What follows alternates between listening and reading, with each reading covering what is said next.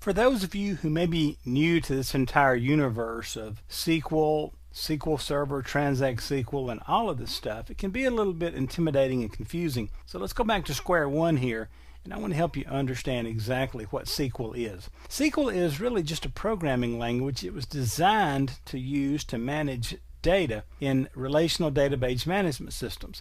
Now, these relational database management systems are where we store SQL databases. And so the basis for Microsoft's SQL Server products is the SQL programming language. And it's used to create, manage, and maintain SQL databases. This is how we create the database objects, the database itself, the tables in the database, and then how we manage the data inside there.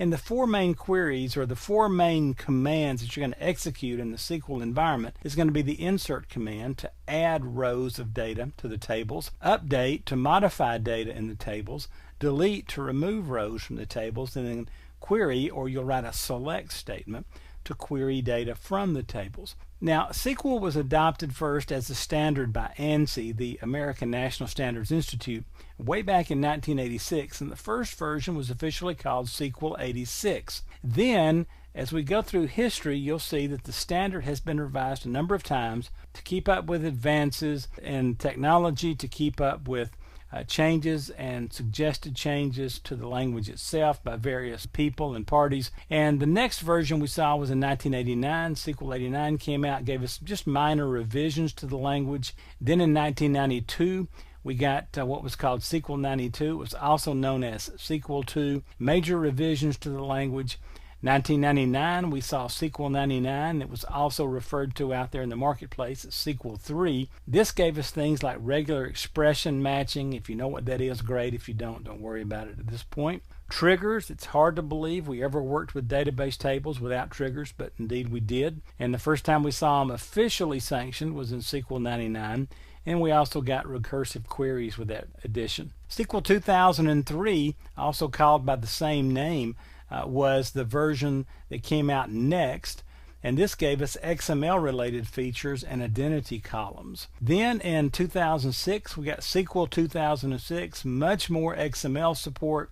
Then in 2008 we got instead of triggers and the truncate statement, which, as you may already know, it will drop data in a table much faster, much more efficiently than dropping the entire table or erasing all the rows in the table.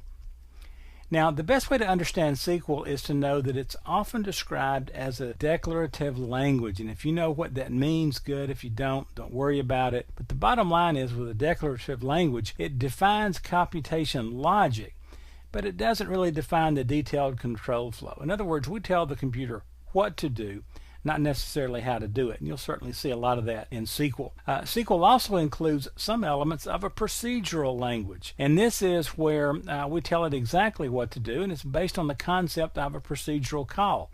Things like subroutines, methods, functions, etc. But when we use things like stored procedures and some of the other objects that we have, then we are working in a procedural language environment. Now, all of Microsoft's SQL Server products are based on T-SQL, which is really Transact SQL, and that is just kind of a flavor of the original basic SQL language. And this is just the standard SQL language, plus some procedural programming and other bells and whistles extensions that Microsoft has added to the SQL standard. So that's what SQL is, and in some separate videos in this course we'll talk a little bit about what exactly T-SQL is, Microsoft's flavor, and a little bit about the SQL Server history itself. So join me for those if you're new to this, and I'll kind of help you get up to speed on exactly what all this stuff means, how we got it, and where it came from.